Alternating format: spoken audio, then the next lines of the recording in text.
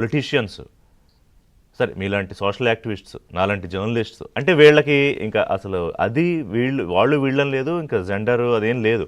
అంటే ఏంటి అది, ఎట్లా వాళ్ళని ఇంకా రెగ్యులేట్ చేయడం ఎలాగా, అసలు రెగ్యులేట్ చేసే అవకాశం ఉందా? అలాగే మీరు విదేశాలు చాలా తిరిగారు కాబట్టి అక్కడున్న ప్రాక్టీసెస్ ఏంటి, అవి మన దగ్గర ఇంప్లిమెంట్ చేయడానికి ఎలాంటి అవకాశం ఉంది? ఒకటండి, మనం దేన్నైతే ప్రొటెస్ట్ చేస్తున్నామో అవి ఆల్రెడీ నేరాలు కదా. ఇప్పుడు సోషల్ మీడియాలో జరుగుతుందన్నదే పాయింట్, కానీ ఒకరిని కించపరుస్తూ మాట్లాడటం కానీ, ఎవరి మీదైనా దాడి చేయమని అంటం కానీ, ఎవరినైనా బెదిరించటం కానీ, లేకపోతే బూతు మాట్లాడటం కానీ, డిఫరెంట్ సెక్షన్స్ ఆఫ్ అది ఐపీసీ అనండి, న్యాయ సంహిత అనండి, అవి ఆల్రెడీ నేరా.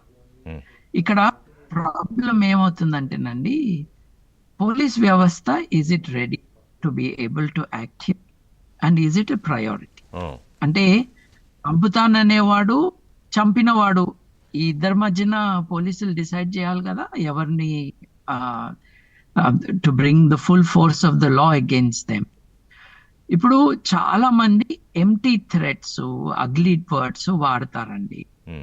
మనందరం వేసుకోవాలి, are these really dangerous or badly spoken people అని. నా విషయంలో నేను నిర్ణయానికి వచ్చాను, ఇట్లా మాట్లాడే వాళ్ళు they are not real danger physical, వాళ్ళు ఎన్ని బెదిరింపులు చేసినా కూడా. బట్ అందరి పరిస్థితి అది కాకపోవచ్చు కదా, కొంతమంది really in a vulnerable position ఉండొచ్చు కదా. మీరు పోలీస్ దగ్గరకు వెళ్తే వాళ్ళు మొన్న జరిగిన హత్య కేసులో వాళ్ళు బిజీగా ఉంటారు, ఇది సీరియస్ గా తీసుకోకపోవచ్చు. ఒకటి.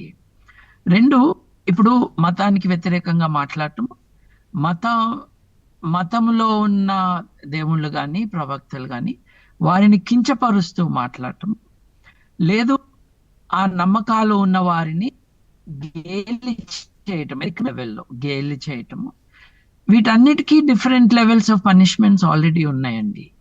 కానీ కోర్టులు ఎప్పుడు కన్సిడర్ చేయాలండి? సుప్రీం కోర్టు నలుగురికి 4 చివాట్లు వేయచ్చు. First clean your house. ఇప్పుడు 3000 సార్లు అడ్జార్న్మెంట్లు ఇచ్చే కోర్టులు మనందరికీ న్యాయాలు చేస్తాయా?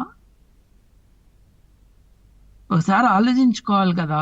Supreme court is not giving great. అంటే అట్లా కాదు బాబు గారు, ఇప్పుడు సరే కోర్టులో ప్రభుత్వాలు, రాజకీయ పార్టీలో, రాష్ట్ర ప్రభుత్వాలు అన్నిట్లోనూ లోపాలు ఉన్నాయి, అంటే ప్రతి వ్యవస్థలోనూ లోపాలు ఉన్నాయి.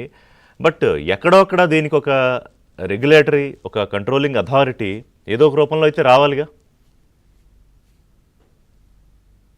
తప్పకుండా రావాలండి. మీరు వేరే దేశాల్లో ఏం జరుగుతుంది అన్నారు కదా, యూకేలో, యునైటెడ్ కింగ్డమ్ లో పిచ్చి పిచ్చిగా రాస్తే ఎవరైనా కంప్లైంట్ చేస్తే పోలీసులు అరెస్ట్ చేస్తారండి.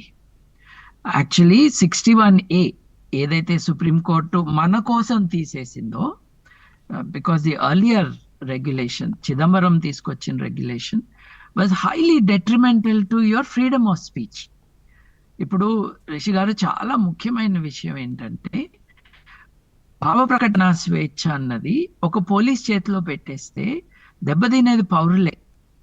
ఇప్పుడు మీరు దీని అడ్జుడికేషన్, ఒక డిగ్రీ చదివి ఐపీఎస్ ఆఫీసర్ అవుతారు కదండి, వాళ్ళు జడ్జిలు కాదు కదా. వాళ్ళు they decide what you can say and what you can't say. That's also a dangerous thing. మనం ఒక ఫైన్ బ్యాలెన్స్ తీసుకురావాలి. ఆ బ్యాలెన్స్ తీసుకురావడంలో సోషల్ కల్చర్ ఒకటి ముఖ్యమైతే, నేను ఇందాక మీతో అన్నాను చూడండి, political parties with great source, వాళ్ళందరూ యూట్యూబ్లోనూ లేకపోతే ఫేస్బుక్లోనూ వాళ్ళ జనాలని, వాళ్ళ గుండాలని, సైబర్ గుండాలని దింపి